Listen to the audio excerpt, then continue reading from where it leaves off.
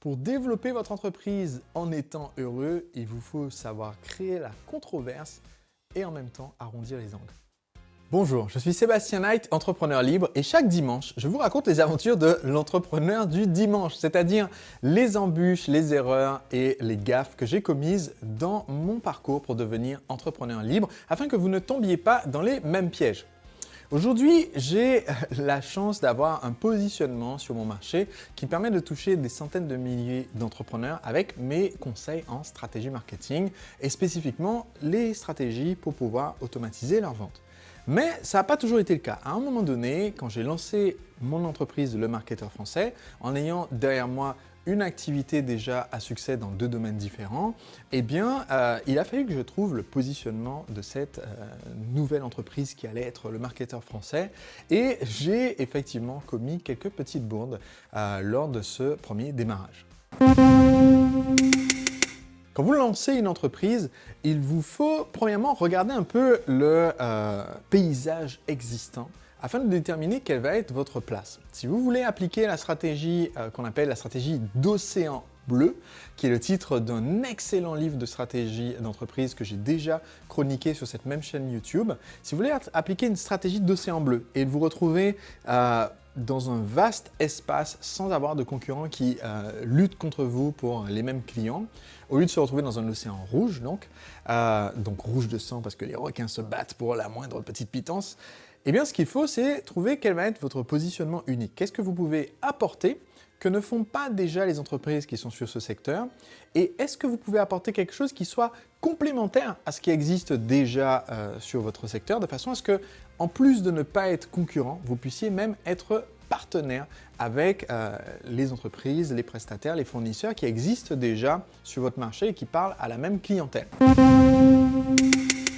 Donc, au démarrage de mon activité, Le Marketeur Français, ce que j'ai observé en regardant un peu le paysage du conseil sur Internet pour les entrepreneurs, c'est que je me suis très vite rendu compte qu'en 2009-2010, à l'époque où je réfléchissais à ce projet, que presque tout ce qui se trouvait sur Internet pour aider les personnes à développer une activité ou à lancer une activité était uniquement du conseil technique.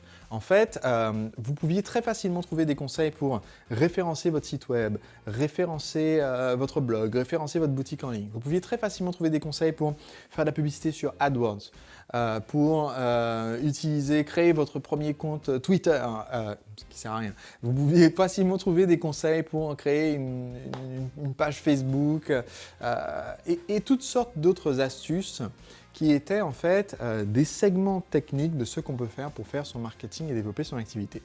Par contre, à l'époque, ce que j'ai observé, c'est qu'il y avait un énorme manque sur l'aspect stratégique. Je me suis dit en fait, si je me positionne en disant ce que moi j'apporte, c'est la stratégie, c'est-à-dire vous aider à décider qu'est-ce que vous devriez faire déjà, sur quel secteur vous devriez vous lancer, qu'est-ce que vous devriez proposer comme produit, comment faire votre étude de marché, ce que j'appelle l'étude de marché express, comment choisir vos prix, choisir votre positionnement. Si j'arrive sur le marché en disant voilà ce que je propose de faire, on va faire de la stratégie et à partir du moment où vous connaissez votre stratégie, à ce moment-là, vous pouvez choisir les outils qui sont les techniques. Donc, ce positionnement me permettait à la fois d'être unique, et me permettait également d'être complémentaire parce que les autres acteurs existants sur le marché, comme ils avaient des techniques, eh bien on pouvait être complémentaires puisque je pouvais leur envoyer mes clients pour qu'ils utilisent les techniques et eux de leur côté pouvaient m'envoyer des clients pour qu'ils aient une stratégie plus globale en plus de leurs techniques. C'était mon plan initial. À ceci allait s'ajouter un positionnement que je trouvais important parce que c'est aussi quelque chose que je percevais qui manquait sur le marché. En 2009-2010, quand vous regardiez tous les contenus qui existaient, les offres de formation, etc., il était assez flagrant que, premièrement, beaucoup des sites, blogs et newsletters du sujet étaient créés par des personnes qui n'avaient pas d'autre expérience du marketing que de vendre des e-books marketing sur comment faire du marketing. Et donc je me suis dit, c'est assez facile pour moi de me démarquer parce que j'arrive en ayant une expérience d'une entreprise qui fait 340 000 € par an de chiffre d'affaires en vendant des conseils de séduction, des cours de salsa, donc des activités à la fois très médiatisées. Je suis passé dans presque tous les grands médias français avec un chiffre d'affaires respectable pour une entreprise dirigée par un mec tout seul, avec une personne qui travaille avec lui, et en plus avec une implémentation du marketing en ligne dans un secteur qui n'a rien à voir avec le marketing en ligne, et aussi une activité, cours de danse latine, école de salsa, où c'est vraiment très, c'est tangible quoi, dans l'économie réelle on va dire. Donc je me suis dit, ok, si je mets ça en avant, ça me permet aussi de me différencier. Et troisième point de différenciation, eh bien, je me suis dit, en fait, ce qui allait m'aider aussi, c'est le fait que je ne parle pas particulièrement des résultats de mon activité de marketing pour vendre du marketing, mais au contraire, parler de mes résultats dans mes entreprises d'avant qui sont dans, entre guillemets la vraie économie et des résultats de mes clients, ce qui me permet de montrer des exemples variés et d'éviter le piège du serpent qui se mange la queue. Donc ça, c'était mon plan en termes de positionnement. Ce que je n'ai pas réalisé, c'est que quand je suis arrivé sur cette idée, je vais me positionner sur le plan de la stratégie, eh bien c'est que c'est un mot en fait qui a un sens, la stratégie. La stratégie, ça veut dire, quand on s'est fixé un objectif, réfléchir aux moyens qui vont nous permettre d'atteindre cet objectif et à notre plan d'action. Et ensuite viennent l'application des techniques. Mais le mot stratégie, c'est sa définition et c'est comme ça que j'ai choisi de l'utiliser, en accord avec la définition, mais il y a d'autres personnes qui l'utilisaient déjà en fait. Et donc, je me suis tout de suite retrouvé avec une personne qui est venue de façon très très agressive, commenter sous mes vidéos, dénigrer via son propre site, dénigrer sur les sites d'autres personnes qui parlaient de moi. Et quand j'ai cliqué un peu sur le nom de la personne dans les commentaires, puisque dans les commentaires d'un blog, vous pouvez voir le site de la personne, je me suis rendu compte, tiens, en fait, il s'agissait d'une personne, donc pour préserver son anonymat, on va l'appeler Ted. Et donc Ted avait en fait un site internet qui avait effectivement stratégie dans le nom. Et donc, le business model de TED, c'était de vendre des conseils en marketing. Et donc, il se sentait évidemment un peu comme si je marchais sur ses plates-bandes en arrivant avec mes conseils. Donc, j'ai essayé de raisonner et de discuter avec Ted, mais le problème, c'est que je l'ai fait en n'ayant pas énormément de tact non plus de mon côté. Donc, je sentais bien que la situation ne faisait que escalader. Et en fait, à un moment donné, j'ai commis deux grosses erreurs. La première erreur, ça a été en fait d'écrire ce qui pour moi est la base de la base, mais d'une façon pas très diplomatique, parce que je ne réalisais pas que c'est pas forcément, tout le monde n'est pas forcément d'accord avec ce que je considère comme la base de la base. Dans la base de la base, je considère par exemple que ce qui vous donne le droit d'être formateur et de donner des conseils, c'est le numéro 1, ce qui peut vous donner le plus de droit d'être formateur et de donner des conseils, c'est d'avoir déjà obtenu des résultats pour d'autres personnes. C'est-à-dire, vous voulez être coach en minceur, eh bien, pour moi, vous avez une crédibilité. Ce qui fait votre crédibilité, c'est, voilà, vous avez coaché déjà 850 personnes qui ont en moyenne perdu 14 kilos en l'espace de 3 mois en suivant votre méthode. Ok, ça donne la crédibilité parce que vous avez créé les résultats pour les personnes qui sont vos clients. Si vous n'avez pas encore cette crédibilité, pour moi, ce qui peut quand même vous donner de la crédibilité, c'est que vous ayez obtenu des résultats pour vous-même. Par exemple, quand j'ai lancé mon activité, le marketeur français, j'avais à mon actif seulement au tout début un seul client que j'avais lancé, c'était Olivier Roland, un seul client de consulting au tout début. Donc il me servait un peu d'étude de cas, mais sinon j'avais quand même la crédibilité, moi, de mon activité d'avant.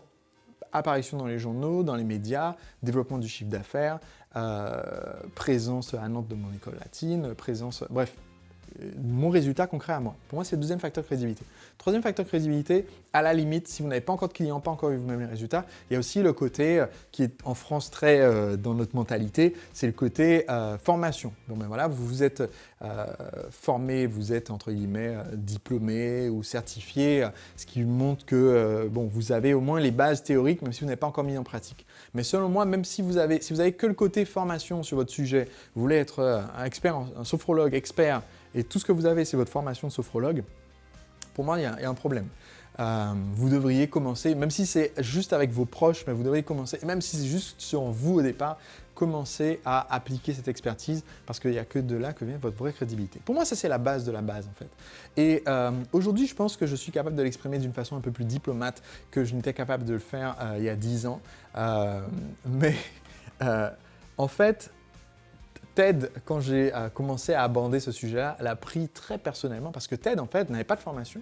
Il n'a pas suivi de formation particulière pour donner des conseils marketing. TED n'avait pas de clients avec des résultats particuliers. En fait, TED avait des témoignages de satisfaction sur son site d'amis ou de clients qui disaient TED, c'est quelqu'un de sympa, qui se donne beaucoup, mais toutes ces personnes qui avaient suivi les conseils de TED en marketing ne vivaient pas de leur entreprise, n'avaient même souvent pas d'entreprise. Il n'avait aucun client qui avait réussi. Mais il avait des témoignages de satisfaction. Pour moi, un témoignage de satisfaction, c'est bien, mais ce qui compte vraiment, c'est un témoignage de résultat. C'est vos clients qui ont réussi et qui disent, voilà, j'ai suivi le truc, j'ai pris la pilule, j'ai fait le programme de coaching, j'ai acheté le produit, j'ai peint la maison et j'ai eu le résultat voulu qui est, j'ai minci, j'ai plus mal au dos, mes enfants se comportent bien et ma toiture prend pas l'eau. Enfin, j'ai fait le truc, j'ai eu le résultat, donc je peux témoigner. Pour moi, c'est ça. Ça fait partie de la base. Alors, je ne l'ai pas dit de façon très diplomate, et donc, encore plus, j'ai fait exploser la fureur de TED là-dessus, parce qu'effectivement, il n'avait pas de formation particulière lui-même, il n'avait pas de résultats, de clients qui avaient des résultats, et il n'avait pas lui-même de résultats non plus, ce que je ne savais pas à l'époque. Et ce qui m'a en fait réaliser que je n'arriverais jamais à calmer cette situation, c'est que, en fait, un jour, j'ai lu un commentaire que TED avait mis, je ne sais plus si c'est sur son site ou le site de quelqu'un d'autre, mais qui racontait que il avait eu une conversation avec sa femme. Et sa femme lui avait dit un jour une remarque comme quoi, en citant Sébastien, le marketeur français, en disant, mais voilà, en fait, tu vois, Sébastien a fait ses vidéos, il est en jet privé et tout, et toi, pourquoi tu n'as toujours pas été capable de nous payer une piscine depuis le temps qu'on en parle derrière la maison? Et ça, en fait, quand j'ai lu ce truc, j'ai réalisé, il n'y a rien que... Après que sa femme ait dit un truc comme ça, j'ai jamais rencontré cette charmante personne, mais après que sa femme ait dit un truc comme ça, il n'y a rien que je puisse faire dans toute ma vie qui va faire que TED puisse me voir en peinture. D'accord? C'est clair. Enfin, maintenant, c'est devenu, entre guillemets, c'est personnel. C'est pas une question d'être concurrent, c'est pas une question d'être en désaccord sur le fond, c'est personnel. Mesdames, ne dites jamais un truc comme ça à votre mari, quoi. Enfin, donc, j'ai réalisé que à ce stade, je pourrais rien faire, on va dire, pour calmer le jeu, parce que là, c'était beaucoup trop tard, quoi.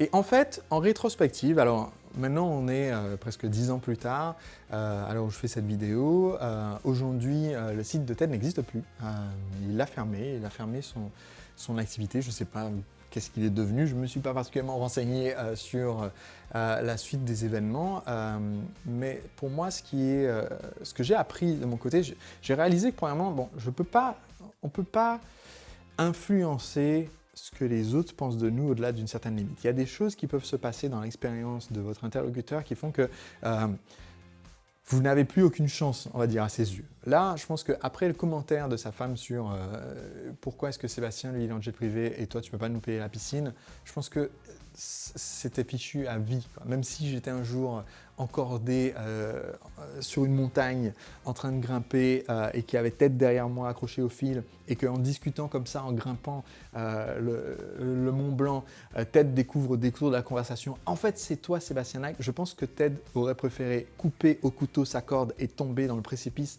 plutôt que de rester accroché à moi derrière, même si c'est moi qui pouvais le sauver. C'était foutu, quoi. Par contre, je pense quand même que dans ma communication, surtout au départ, il y avait des angles un peu trop pointus. Et c'était ça en fait la source du problème à l'origine.